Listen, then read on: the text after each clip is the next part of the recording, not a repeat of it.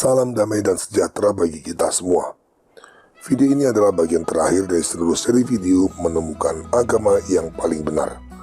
Pada video bagian pertama telah kita bahas bagaimana agama yang benar itu hanya mungkin ada di antara agama-agama yang percaya pada Tuhan personal, yaitu Tuhan yang mewahyukan kebenarannya pada manusia.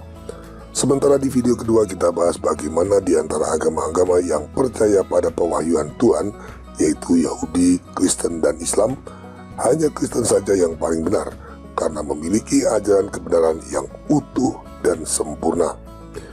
Di video bagian ketiga, di antara ribuan kelompok Kristen yang ada di dunia saat ini, ternyata hanya gereja Katolik saja yang paling benar, karena gereja Katolik adalah satu-satunya gereja yang didirikan Tuhan kita dan masih tetap eksis sampai hari ini. Di video yang keempat, sesuai dengan nubuat kitab suci, ternyata gereja Katolik mengalami perpecahan internal antara kelompok mayoritas yang terarah pada kemurtatan dan kelompok minoritas sisa umat yang tetap setia pada ajaran para rasul. Pada minoritas sisa umat yang tetap setia itulah janji Tuhan bahwa gerejanya tak akan terkalahkan tergenapi dengan sempurna. Jadi sekarang kita tahu bahwa agama yang paling benar adalah gereja Katolik yang setia pada ajaran iman para rasul, bukan gereja Katolik yang terjerumus dalam kemurtatan akibat tidak setia pada iman para rasul. Gereja Katolik yang setia pada iman para rasul atau kelompok sisa umat adalah penerus sesungguhnya dari satu-satunya gereja yang didirikan oleh Tuhan kita. Pada video bagian terakhir ini kita akan membahas bagaimana semua orang, baik itu Katolik, Kristen non-Katolik, atau bahkan non-Kristen, dipanggil untuk menjadi bagian dari sisa umat yang setia dan menjadi penerus sesungguhnya dari gereja Kristus. Ini menjadi penting karena mengetahui sisa umat sebagai satu-satunya penerus gereja Kristus tidak otomatis menyadarkan orang untuk bergabung ke dalamnya. Masih banyak orang yang beranggapan bahwa mereka tetap dapat diselamatkan meski mereka menolak untuk bergabung ke dalam gereja Kristus, satu-satunya agama yang benar. Mereka tetap yakin bahwa agama atau gereja yang mereka ikuti saat ini juga memiliki ajaran kebenaran yang dapat menyelamatkan. Jadi untuk apa repot-repot menjadi bagian dari gereja Kristus di dalam sisa umat yang setia? Itu pandangan yang sangat berbahaya dan dapat menjerumuskan banyak jiwa ke dalam kebinasaan. Untuk memahami betapa bahayanya pandangan tersebut, kita dapat belajar dari tipologi gereja Kristus yang diajarkan Tuhan dalam perjanjian lama, yaitu Bahtera Nuh. Sebagaimana yang tertulis dalam kitab Kejadian, Tuhan memerintahkan Nuh untuk membangun sebuah bahtera yang akan menjadi sarana keselamatan bagi manusia-manusia yang setia pada ajaran Tuhan, yaitu Nuh dan keluarganya, dan berbagai binatang yang ada di muka bumi. Ketika air bah terjadi, hanya mereka yang ada dalam bahtera saja yang selamat, sementara semua manusia dan binatang-binatang yang ada di luarnya tidak selamat. Bahtera Nuh adalah tipologi dari gereja Kristus, satu-satunya gereja yang didirikan Tuhan sebagai sarana keselamatan bagi manusia. Jadi mereka yang ingin diselamatkan harus masuk ke dalam gereja Kristus, karena tidak ada sarana atau cara lain yang dapat menyelamatkan manusia selain melalui gereja yang didirikan Tuhan.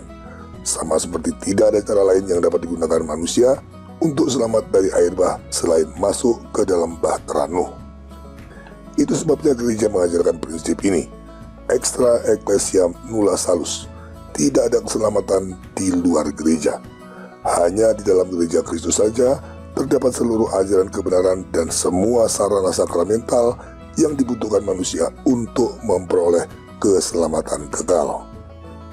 Di luar gereja Kristus, tidak peduli sebaik apapun gereja-gereja tersebut, pasti selalu ada perbedaan atau kekurangan dari apa yang diajarkan dan dipercaya oleh gereja Kristus.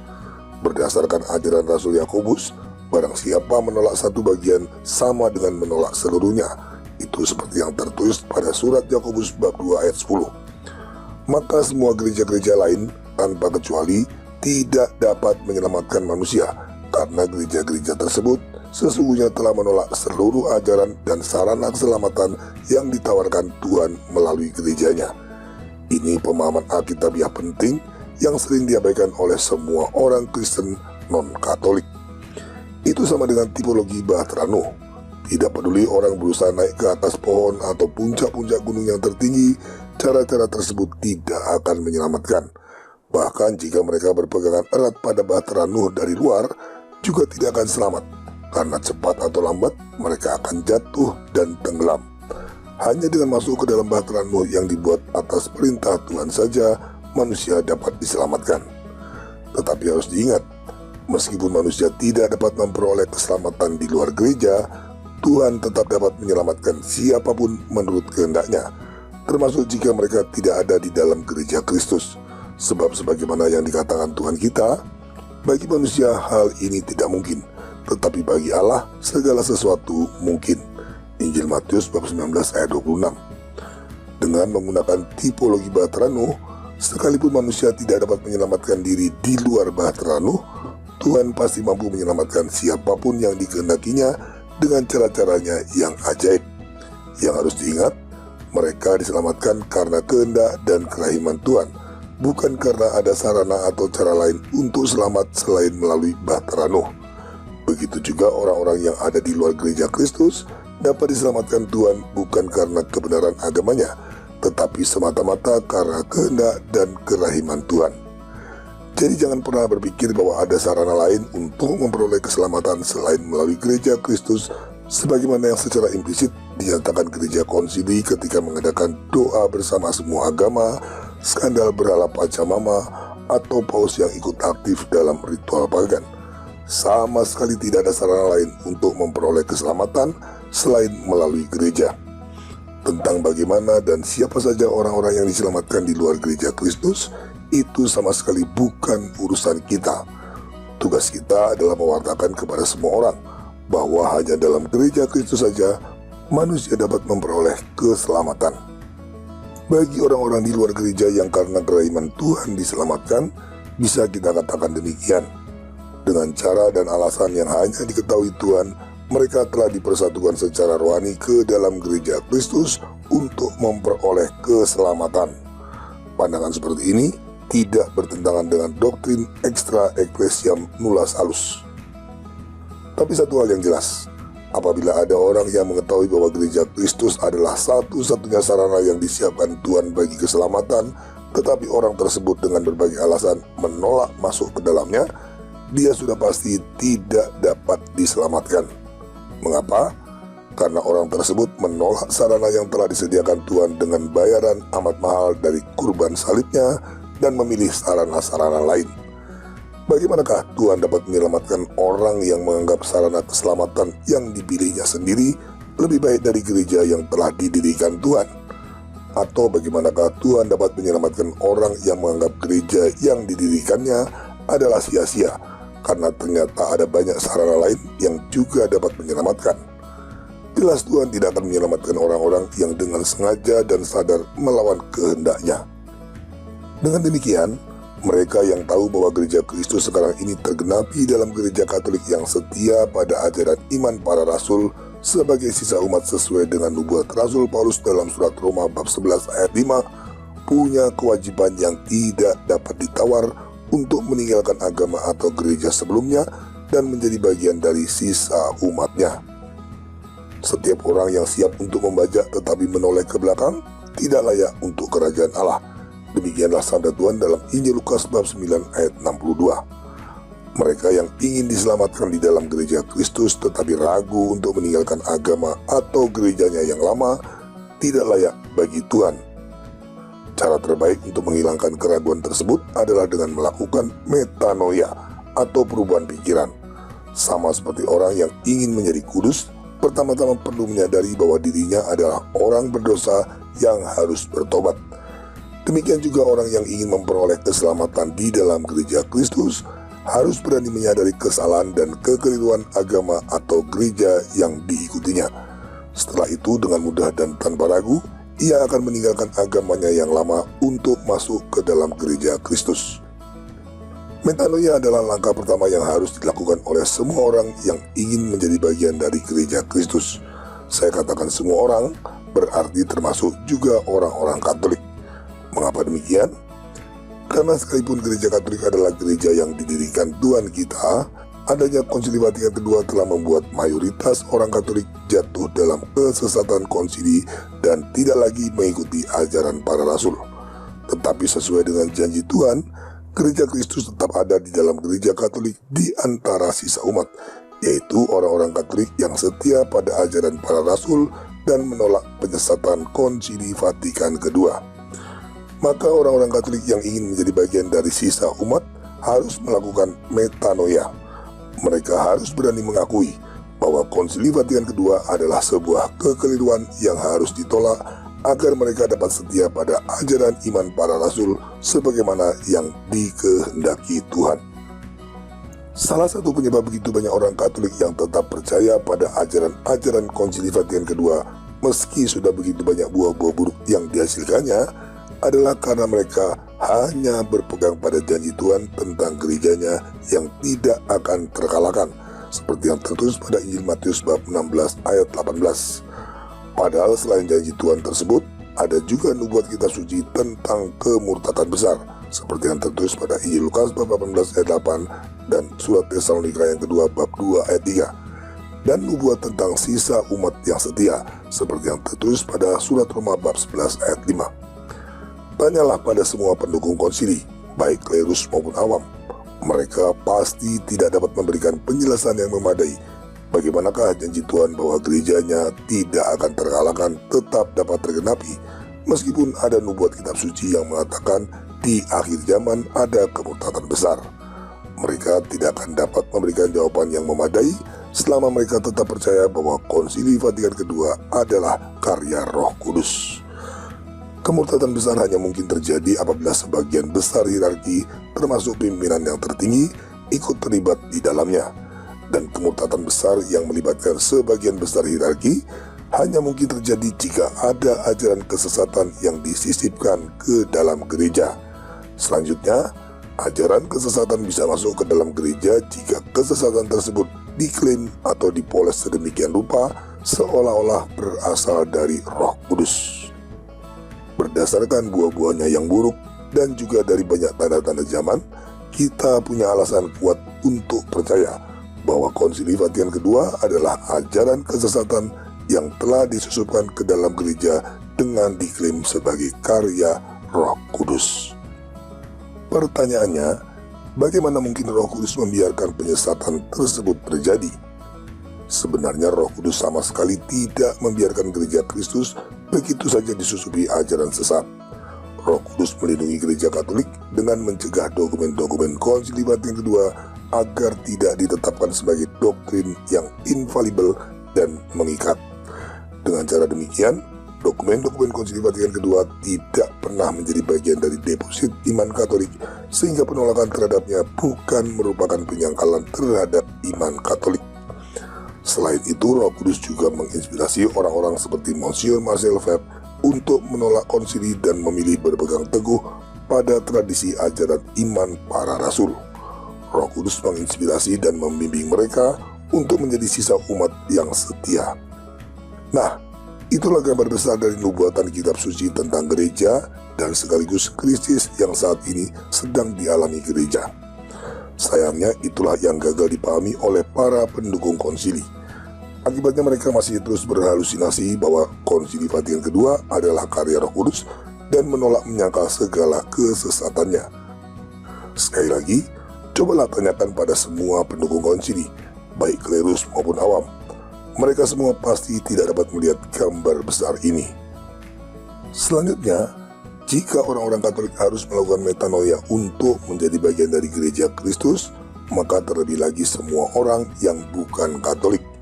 Ini termasuk orang-orang Ortodoks, Protestan, dan juga semua pengikut agama-agama non-Kristen.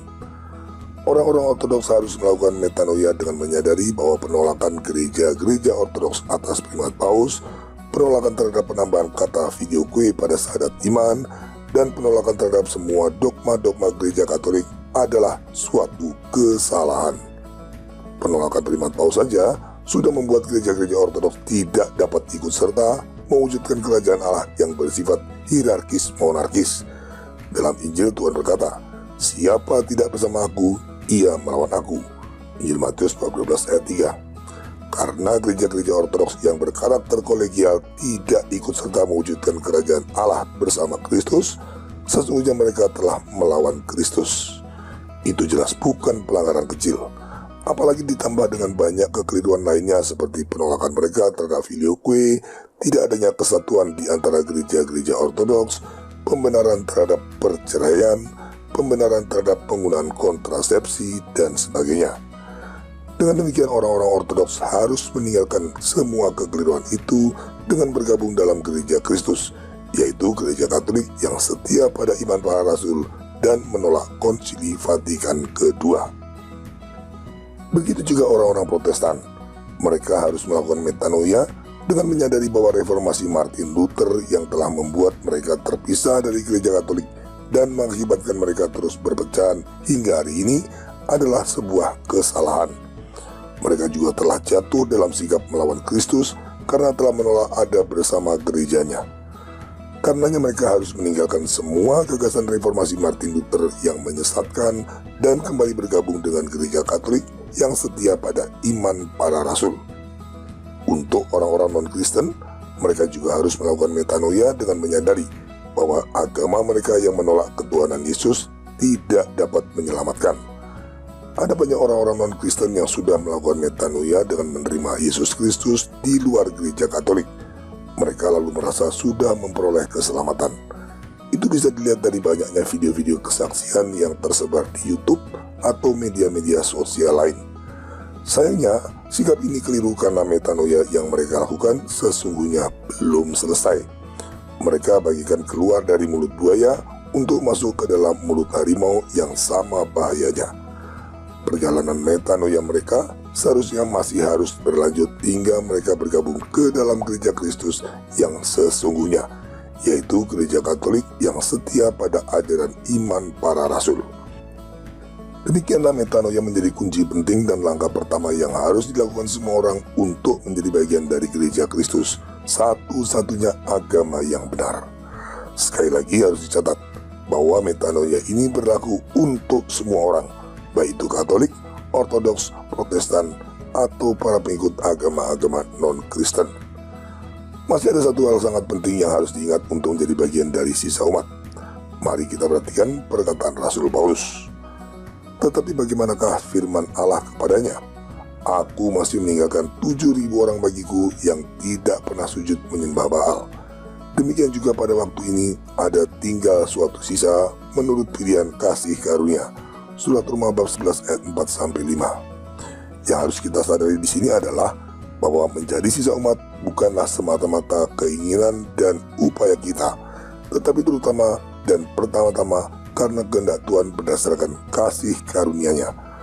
Maka siapapun yang terpanggil, tergerak, atau ingin menjadi bagian dari sisa umat harus membuka dirinya pada relasi yang akrab dengan Tuhan melalui hidup doa yang radikal. Tanpa hidup doa yang radikal, kita akan terjatuh pada jebakan iblis meskipun kita telah bertekad menjadi bagian dari sisa umat. Misalnya, sebagian orang Katolik yang sangat bersemangat menolak Konsili Vatikan II pada akhirnya malah terjatuh menjadi kaum sedevakantis dengan menolak paus yang sah sejak Paus Yohanes ke-23. Ini membuat mereka tidak jauh berbeda dengan para pengikut gereja-gereja ortodoks yang menolak tahta Petrus. Posisi sedevakantis salah karena menyangkal janji Tuhan bagi gerejanya. Ketika Tuhan memberikan kunci surga kepada Petrus, seperti yang tertulis dalam Injil Matius bab 16 ayat 18-19, tindakan itu secara implisit menunjukkan bahwa kelak pada saat kedatangannya kembali, penerus Petrus akan mengembalikan kunci tersebut kepada Tuhan. Dengan menganggap tahta Petrus kosong sejak Paus Yohanes ke-23, berarti kaum sedevakantis telah menyangkal janji Tuhan tersebut karena tidak ada lagi penerus Petrus yang akan mengembalikan kunci surga kepada Tuhan. Kaum sedevakantis juga salah karena menyangkal perkataan Tuhan di malam perjamuan terakhir. Simon, Simon, lihat, iblis telah menuntut untuk menampi kamu seperti gandum. Tetapi aku telah berdoa untuk engkau, supaya imanmu jangan gugur. Dan engkau, jikalau engkau sudah insaf, kuatkanlah saudara-saudaramu. Injil Lukas bab 22 ayat 31-32.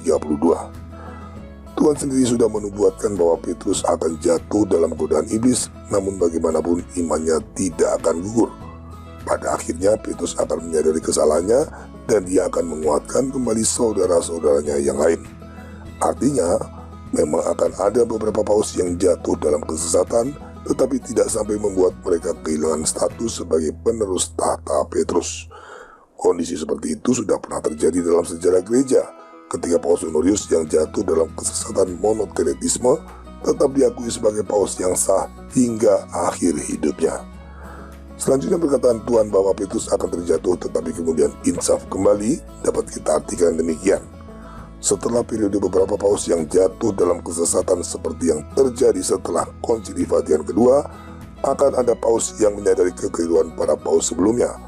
Paus tersebut akan berupaya memulihkan kembali kemuliaan gereja Kristus dengan membersihkan semua penyesatan di dalam gereja Katolik yang telah mengakibatkan kemurtatan besar. Posisi Sedevacantis menyangkal itu semua. Setelah kosongnya tata Petrus selama puluhan tahun menurut versi kaum Sedevacantis, tidak mungkin ada lagi kardinal-kardinal yang valid, dan tidak adanya kardinal yang valid membuat tidak mungkin lagi ada paus yang sah. Maka ketika Tuhan kita datang kembali, dia harus menerima fakta bahwa doanya kepada Bapa tidak dikabulkan karena iman Petrus ternyata sudah gugur selamanya. Ini jelas mustahil.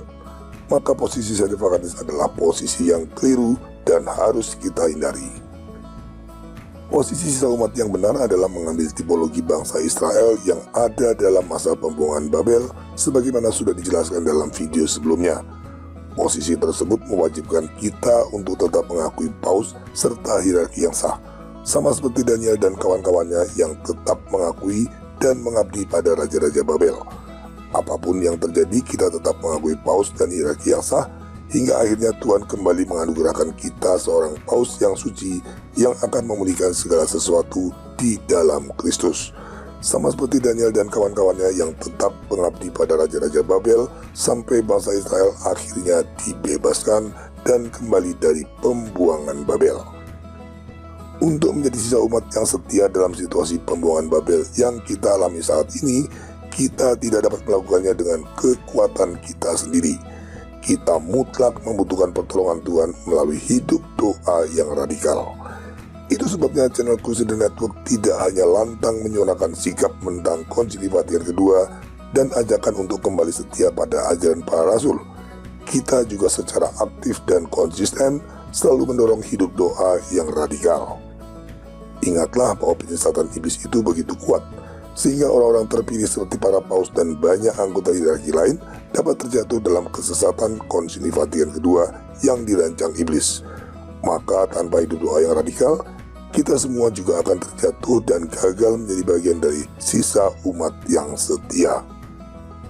Kesimpulannya, Tuhan hanya mendirikan satu agama sekali untuk selamanya. Satu-satunya agama yang benar itu adalah gereja Kristus. Sesuai nubuat kitab suci, dalam situasi kemurtatan besar menjelang akhir zaman yang sedang terjadi saat ini, gereja Kristus tersebut ada di dalam gereja Katolik yang setia pada ajaran iman para rasul, yaitu di antara sisa umat yang setia.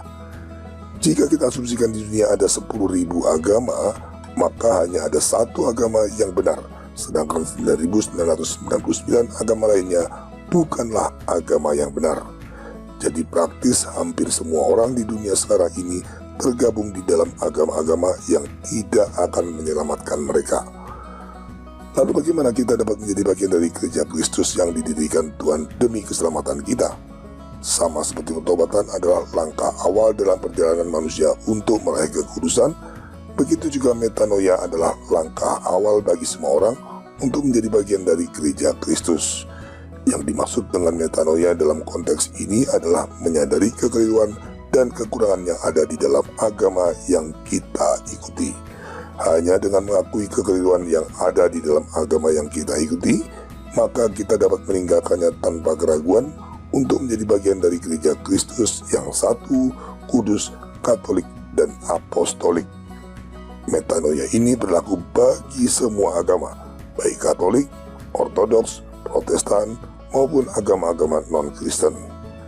Selanjutnya, Adanya kemuntatan besar yang terjadi di gereja Katolik saat ini menunjukkan bahwa upaya iblis untuk menyesatkan manusia begitu kuat. Maka upaya metanoia saja tidak akan cukup. Kita juga harus mengandalkan Tuhan melalui hidup doa yang radikal. Hanya dengan hidup doa yang radikal, kita dapat tetap setia ada di dalam gereja Kristus hingga akhir hidup kita, atau hingga kedatangan Tuhan kelak. Terima kasih atas perhatian Anda. Viva Cristo Rey.